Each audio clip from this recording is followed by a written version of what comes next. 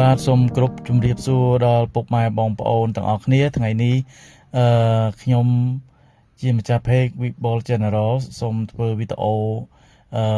ចែករំលែកដល់ពុកម៉ែបងប្អូនគឺ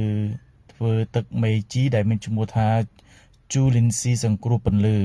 បាទពុកម៉ែបងប្អូនបានមើលវីដេអូនេះហើយកុំភ្លេចជួយ Subscribe ឲ្យបានច្រើនដើម្បីជាកម្លាំងចិត្ត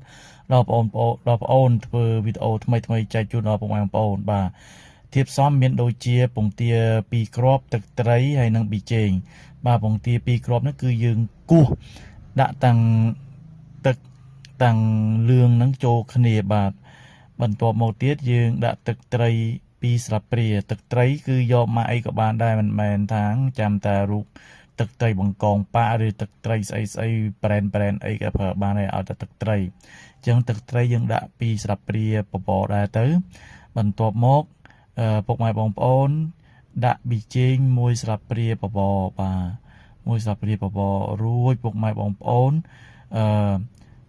កូរយកស្លាបព្រាហ្នឹងកូរពងទាប៊ីចេងទឹកត្រីហ្នឹងឲ្យចូលគ្នាឲ្យคล้ายទៅជាល្បាយតែមួយ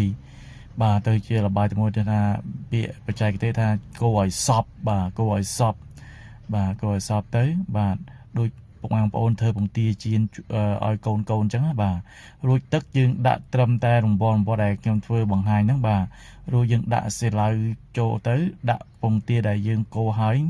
គឺចូលនៅក្នុងគឺ1ស្លាបព្រាកន្លះទុកស្ពេសដែលខ្ញុំដាក់ហ្នឹងគឺដើម្បីងាយស្រួលក្លុកបាទនេះគឺខ្ញុំក្លុកហើយខ្ញុំដាក់ហាលសូមអរគុណពុកម៉ែ